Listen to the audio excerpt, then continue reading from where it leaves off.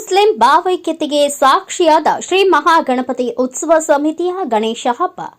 Hindu Muslim ಭಾವೈಕ್ಯತೆಗೆ ಸಾಕ್ಷಿಯಾದ Shri Mahaganapati ಉತ್ಸವ ಸಮಿತಿ ಗಣೇಶ ಹಬ್ಬ ದೇಶದ ಸಮಗ್ರತೆ ಐಕ್ಯತೆಗಾಗಿ ನಗರದಲ್ಲಿ ಮಹಾಗಣಪತಿ ಉತ್ಸವ ಸಮಿತಿ ವತಿಯಿಂದ ಜಾತಿ ಪಂಥ ಮೀರಿ ಹಬ್ಬವನ್ನು ಆಚರಿಸಲಾಗುತ್ತಿದೆ ಎಂದು ಮಾಜಿ ಶಾಸಕ ಆನಂದ್ ನ್ಯಾಮಗೌಡ ಹೇಳಿದರು.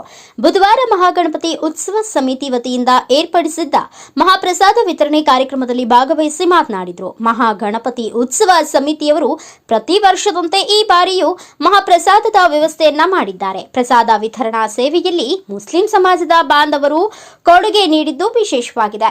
ನಗರದಲ್ಲಿ ಪ್ರತಿ ಬಾರಿ ಪ್ರಸಾದ ಸೇವೆಗೆ ಮುಸ್ಲಿಂ ಸಮಾಜದವರು ಭಾಗವಹಿಸುವ ಮೂಲಕ ತಮ್ಮ ಸೇವೆಯನ್ನ ಸಲ್ಲಿಸುತ್ತಾರೆ. ನಗರದಲ್ಲಿ ಹಿಂದೂ ಮುಸ್ಲಿಂ ಭೇದವಿಲ್ಲದೆ ಹಬ್ಬವನ್ನ ಆಚರಿಸಿಕೊಂಡು ಬರಲಾಗುತ್ತಿದೆ. ಇದು ಕೋಮು ಸೌಹಾರ್ದತೆಯ ಸಂಕೇತವಾಗಿದೆ ಎಂದು ಹೇಳಿದರು.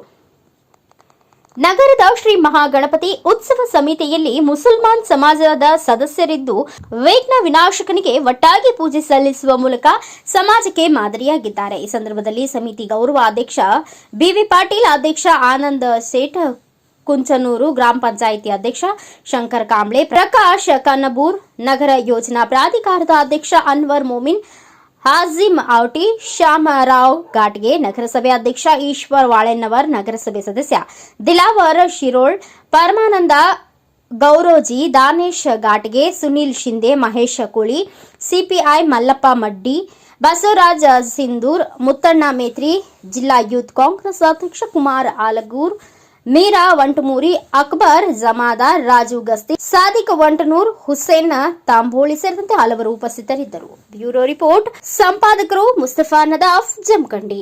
ಮುಂದಿನ ಸುದ್ದಿಯೊಂದಿಗೆ ಮತ್ತೆ ಭೇಟಿಯಾಗೋಣ. ಅಲ್ಲಿವರೆಗೂ ನೋಡ್ತಾ ಇರಿ ಇದು ಕನ್ನಡ ರತ್ನ ಟಿವಿ. ನಮಸ್ಕಾರ.